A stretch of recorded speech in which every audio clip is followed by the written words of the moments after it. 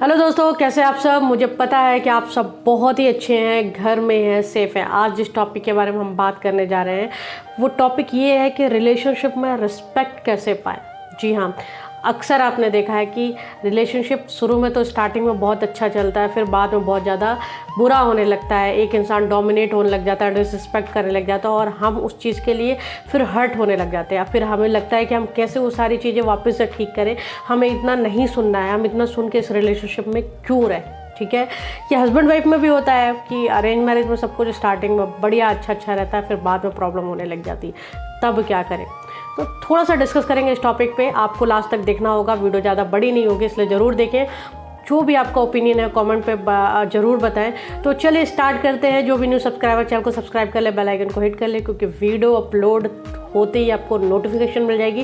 Video पसंद आता है तो लाइक शेयर ज़रूर करें और कमेंट पे आप अपने ओपिनियन भी बता सकते हैं। आप कुछ पूछना चाहें तो वो भी पूछ सकते हैं। तो चलिए स्टार्ट करते हैं।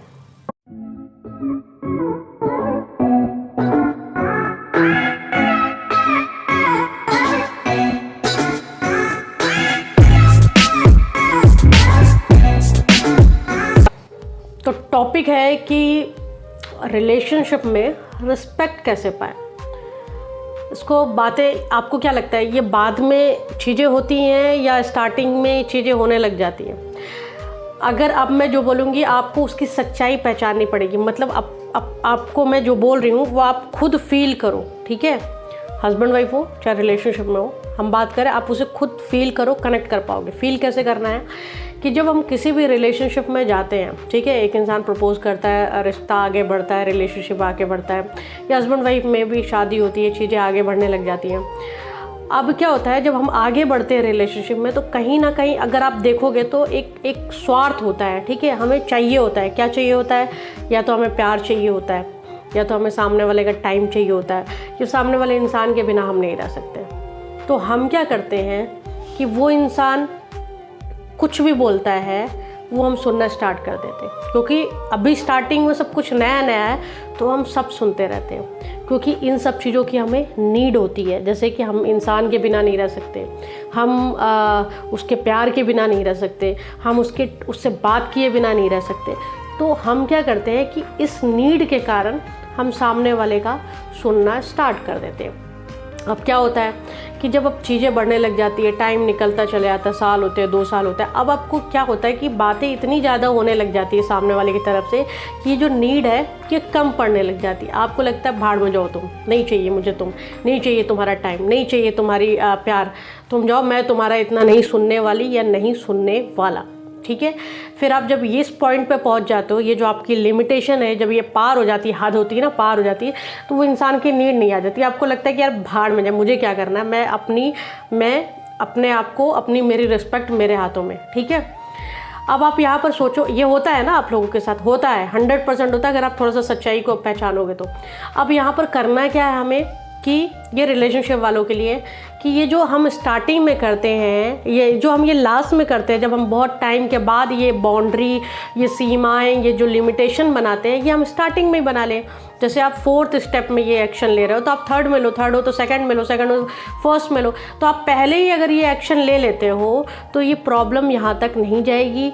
आपकी जो चीज़ें जैसी हैं वैसी ही चलती जाएंगी। ठीक है, तो यहाँ पर फॉल्ट आपका होता है। शादीशुदा लाइफ में भी यही है, अगर आप स्टार्टिंग में ही एक्शन ले लो, स्टार्टिंग में ही चीज़ें समझ लो, तो बाद में ठीक हो जाएगा। अब आप ये कहोगे कि यार शादीशुदा लाइफ में ये हो जाता है कि एक्शन ले भी तो जाए कहाँ, सामने वाला के साथ ही हम रहते हैं, लड़की हो या लड़का, फिर वो प्रॉब्लम करने लग जाते हैं, सामने ही सामने सब कुछ होती है, हर्ट होने लग जाता है, तकलीफ होता है।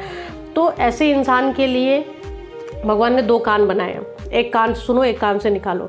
अगर वो इंसान आपकी बातें समझता है तो ठीक है, जो समझती है तो ठीक है। अगर उसके बाद आप एक्शन ले सकते हो तो ठीक है, एक्शन ले लो, स्टैंड लेना चाहिए। और अगर नहीं ले सकते हो, क्योंकि बहुत सारी प्रॉब्लम होती है, बहुत सारी ऐसी लेडीज़ होती हैं जो नहीं एक्शन ले पाती हैं, क्योंकि उनको घर से सपोर्ट नहीं होता है, वो वहाँ इतना कुछ नहीं कर पाती है। तो आप एक्शन ना लो, तो आप उनके लिए 2 कानों का यूज़ करो, एक कान से सुनो और एक कान से निकाल दो, उसे ना ही समझो। लड़की हो चाहे लड़का, जिसके उसके लिए भी आपके साथ ये प्रॉब्लम हो रही है। अब हम ये बात करते हैं कि इसके साथ डील कैसे करें, मतलब मैंने जो स्टेप लेने वाली बात बोली वो कैसे हम स्टेप ले सकते हैं कि हम कैसे चीज़ें करें कि सब कुछ ठीक होने लग जाए। इसमें करना कुछ नहीं है। आप जब भी रिलेशनशिप में जाएं, कोई आपको प्रपोज कर रहा है या आपको कोई पसंद आ रहा है या आप रिलेशनशिप में जाने को तैयार हैं, तो आप प्रायोरिटी सेट करें। कैसे सेट करेंगे? अपने दिमाग में ये चीज़ें सेट कर लो। आप उसका गाना मत गाओ, उसे बताओ मत। ये आप अपने दिमाग में सेट कर लो कि मुझे कहाँ तक कैसे चीज़ें सहनी है। अगर ये इंसान मेरे साथ ऐसा बिहेव करेगा तो मैं फ़र्स्ट टाइम ही एक्शन ले लूँगी या ले लूँगा, तो पहली बार में ही रोक दो। कुछ प्रायोरिटी लिस्ट रखो कि इस चीज़ के साथ मैं कॉम्प्रोमाइज़ नहीं करूँगी या नहीं करूँगा। जब आप रिलेशनशिप में जाने के पहले ये चीज़ें सोच कर जाओगे तो आपकी रिलेशनशिप 100% वर्क करेगा। अब आप कहोगे प्यार शर्तों में नहीं होता, बिल्कुल प्यार शर्तों में नहीं होता है। तो उसका गाना नहीं गाना है, इसे हमें अपने दिमाग में प्रायोरिटी सेट करनी है कि हमारी जो प्रायोरिटी वाली लिस्ट है उसमें क्या क्या होना चाहिए और वही हमें मिलना चाहिए।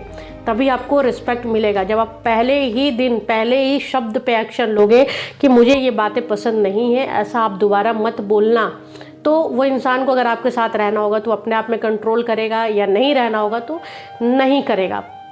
अब हम एक टॉपिक पे और बात करते हैं। कुछ लड़कियां लड़के ऐसे होते हैं कि आगे बढ़ जाते हैं रिलेशनशिप में और फिर वो क्या करते हैं कि वो आगे चलते चलते सडन 1 साल बाद, 2 साल बाद, 3 साल बाद, 4 साल बाद एक्शन लेना चालू करते हैं। ठीक है, इससे क्या होता है कि आप एक्शन तो सही ले रहे हो, किसी का सहना नहीं चाहिए, बट आप एक बार सोचते हो कि शायद हो सकता है कि सामने वाले का इंसान का एनवायरनमेंट ही वैसा हो, वो वैसे ही घर से आता हो, उसकी वहाँ पर सब बातें सुनी जाती रही हो, सब चीज़ें उसकी बातों को मानी जाती रही हो, उसके घर में वो बहुत ज़्यादा प्रायोरिटी लिस्ट पे रहा हो, उसे सब कोई बहुत ज़्यादा प्यार और पैम्पर करता रहा हो।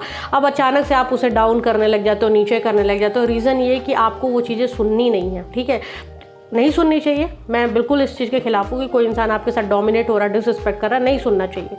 बट अगर आप पहले एक्शन लोगे ना तो उसे भी हर्ट नहीं होगा, क्योंकि क्या होता है कि जब आप 4 साल, 5 साल, 6 साल बाद, 8 साल बाद एक्शन लेते हो तो कहीं ना कहीं सामने वाले का दिल टूटने लग जाता है। फिर आप उसे दबाओगे। अब हो सकता है आप उसे बोलोगे कि मैं आपके साथ नहीं रहूँगी या नहीं रहूँगा अगर आप अपना नेचर चेंज नहीं करोगे। फिर उसको आपकी नीड होगी तो शायद वो अपने नेचर में थोड़ा सा चेंजेस ला के आपके साथ रहने लग जाए, बट वो रहना अलग रहना हो जाएगा और प्यार में रहना वो अलग हो जाएगा। फिर वो एक मजबूरी के कारण रहेगा, इससे चीज़ें अच्छी नहीं चलेगी। कहीं ना कहीं वो एक टाइम के बाद सब बिगड़ जाएगा। तो किसी को तकलीफ़ भी मत दो, हो सकता है उसे बहुत ज़्यादा हर्ट हो, उस चीज़ से बहुत तकलीफ़ हो, उसे बहुत प्रॉब्लम हो। तो इसलिए ये चीज़ें मैं पहले बोल रही हूँ करने के लिए, प्रायोरिटी वाली चीज़ें, जिससे ना आप खुद को हर्ट करोगे, ना आपको डिसरिस्पेक्ट मिलेगी, ना आप सामने वाले को हर्ट कर पाओगे, क्योंकि इंसान वो भी है। और मेरा तो हमेशा से कहना है कि अपन को किसी के साथ बुरा नहीं करना है। खुद के साथ बुरा नहीं करना है, इसके लिए सही है, बट दूसरों के साथ भी बुरा नहीं करना है। तो ये हम दोनों साइड के पहलू समझ कर चल रहे हैं। ठीक है, और हमेशा से कहा है कि मैंने तो पैसों का एग्जांपल दिया, तो वो तो सिर्फ पैसे हैं कि अगर हम बैंक में इन्वेस्ट कर रहे हैं तो हमें सोचना चाहिए, सोचते ही हम कि फ्यूचर में क्या होगा, इसका बेनिफिट होगा नहीं होगा, इतना सोच समझ के करते हैं, जबकि वो पैसे हैं। तो यहाँ तो आपकी लाइफ का सवाल है। आप रिलेशनशिप में जाते हैं या आप शादी करते हैं तो आपकी पूरी लाइफ की बैंड बज जाती है। तो यहाँ पर जब भी आप जाए रिलेशनशिप में, मेरी इस बात को माने, ये छोटी सी टिप है कि थोड़ा सा रुक जाए, सोचें, प्रायोरिटी सेट करें, फिर आगे बढ़े। इसका बेनिफिट भी मिलेगा और लाइफ बहुत इजी चलेगी। और फिर आगे चल के प्रॉब्लम होती है तो कुछ बैड लक भी होता है, तो उसको भी हैंडल कर पाएंगे। फिर आप किसी के साथ बुरा नहीं कर रहे हो, क्योंकि आप चीज़ें पहले से क्लियर करके चल रहे होते हैं। ठीक है, तो उम्मीद करती हूँ कि आपको समझ में आ गई होगी जो मैं कहना चाहती हूँ। फिर मिलेंगे नए वीडियो के साथ, तब तक अपना ध्यान रखें, घर में रहें, सेफ रहें।